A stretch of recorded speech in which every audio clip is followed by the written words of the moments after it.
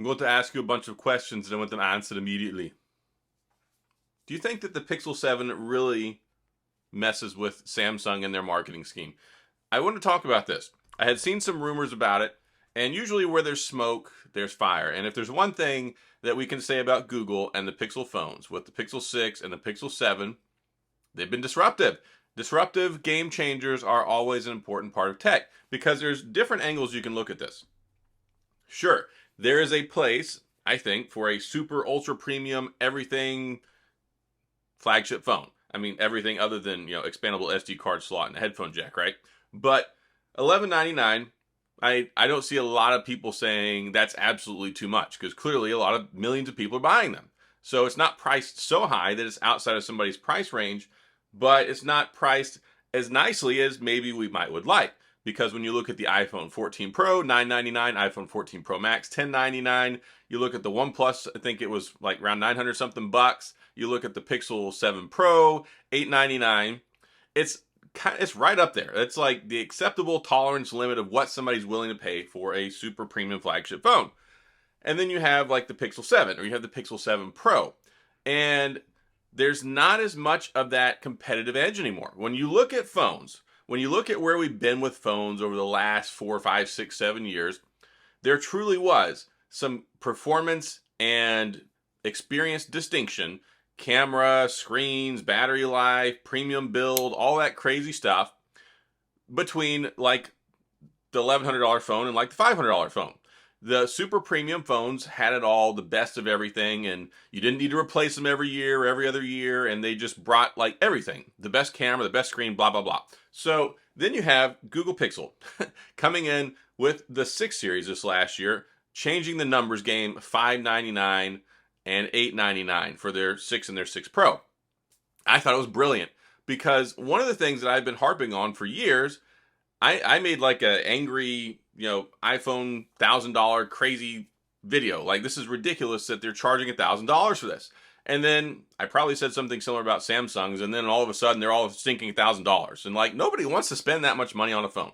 I don't really have a lot of room to talk because I carry around much more expensive phones than that because I'm a sucker and I'm a big tech nerd. But most people are not clamoring to go buy a $1,200 phone. They're not going to go buy a $1,799 phone. And that's where it places things into context because from what I had read and heard, it looks like the S23 series might be still delayed a little bit. So there was a lot of hope and a lot of rumor and a lot of people kind of pointing to maybe a little bit earlier, at least a week earlier launch in February. Maybe it might be a little bit later in February because it seems like they're having a hard time getting the price down.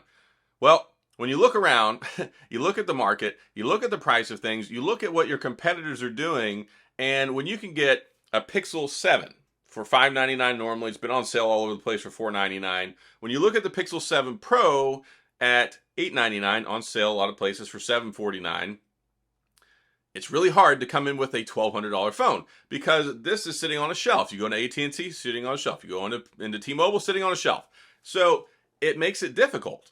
And I think LG maybe didn't carry that kind of weight class to where like clearly nobody wanted to pay that much because anytime you came out with a brand new flagship LG phone, what'd they have? The BOGO, take a free TV with it, sign up and get an LG G8 and 4 of your friends get one. I mean, just throwing that out there. That didn't happen. But you could buy them the next day. When the LG G8 went on sale, I knew I could get one that day or the next day for half price. Why? Because what happened? The LG, they would say, okay, it's an $850 phone, fairly okay pricing. And then they would have the buy one, get one. So what people would do is buy it, and then they would just turn around and put the other one on Swappa. I bought one the day it came out. I paid like $380 instead of $850. That instantly told you there was no value there. So you knew you didn't need to pay that much money. And most people didn't really feel like they were getting much of a phone paying $800, $900 for an LG. I mean, at least I didn't. But some of their phones were pretty darn good.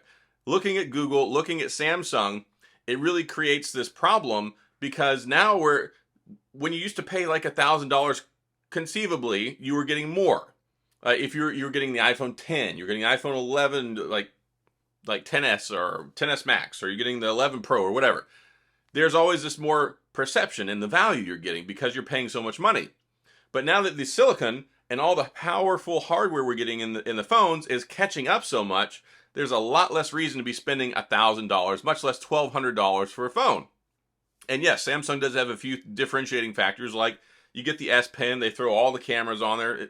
There's a lot of stuff that they do, but they're having a harder time trying to sell that because most people don't value that. I value that. A lot of tech enthusiasts value that, but they're not lining the pocketbooks of these technology companies. If they were, then OnePlus would be the #1 selling brand in the US.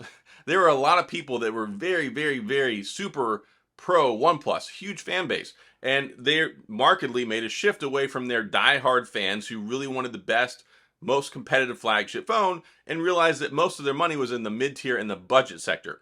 Why? Okay, so for instance, I think the Note 20 Ultra may be sold. I don't want to throw a whole bunch of numbers out there that are wrong, but just looking historically, I think it was something like, it was less than 10 million phones in the US. I'm pretty positive. It might have been less than 10 million global, but there was not nearly that many. I mean, if you looked at I think it was the S20, it sold about 20, 25 million for between the S20, S20 Plus, and S20 Ultra. And then you look at the iPhone SE 2020, sold like 25 million the first year it came out. Why? Because budget and value and reasonableness win over crazy exorbitant costs. If everybody wanted the most expensive one, we'd all be driving Mercedes.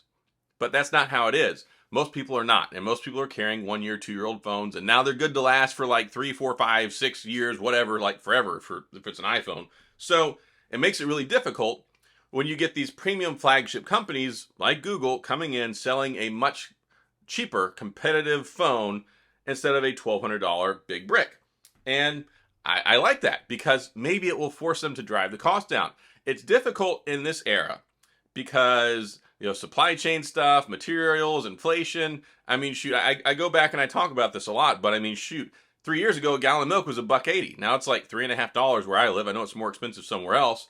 Things are expensive. Like my home insurance has gone up 60%. My car insurance has gone up 60%. I never had a wreck, never made a claim, but use the same insurance policy for like the last 12 years. Everything is getting more and more and more expensive. And the price of wood last year was like 3 times what it used to be, at least according to family I have that does lumber stuff for building homes. So it's good that they don't raise the prices, but it makes it really, really hard for somebody to wrench $1,200 out of a pocketbook or to sign up for a phone plan that costs like $56 a month. That's a lot. And for someone like me who uses their phone like 18 hours a day, yeah, there's a lot of value there intrinsically in that because I'm going to get my money's worth out of it. Most people are not and don't want to pay that. And that's why I think it's really cool that Google has put a lot of these companies on notice. And I think it really makes them think twice because it's not going to be done overnight. Like Google Pixel 7 or 8 or 9 is not going to sell 20, 30 million phones.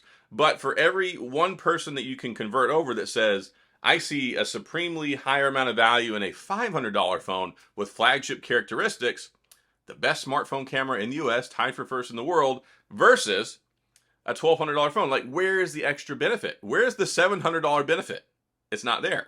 And people are realizing that. And I think that's maybe causing a period of reflection for Samsung as they go, yeah, we got to figure this out. So I think it is great. I hope that it does drive some more innovation in the price sector because, well, we don't want to pay a lot. Like there's this thing where technology gets supposed to be better and better and better every year and cheaper. For what we're getting now versus 10, 20 years ago is amazing, the amount of things that you get, but there ain't no $700 difference. I got to tell you that much. So yeah, that's pretty much all I got in this video. So what do you think? Do you think that the Pixel 6 and the Pixel 7 have been instrumental in possibly ushering in maybe a new era of slightly cheaper stuff? I don't know. We'll have to wait and see. They're going to find some way to try and upsell it and tell you that it's worth it. And of course, I mean, I go buy them because 1, I like to cover all of them.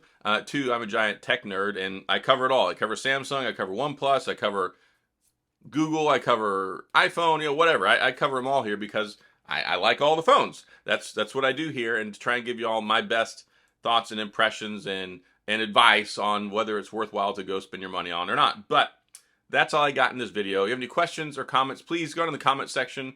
I will get back with you. Still wearing the sunglasses. Probably going to be wearing these for at least a week or 2. If I can get out of them earlier than that, that'll be great.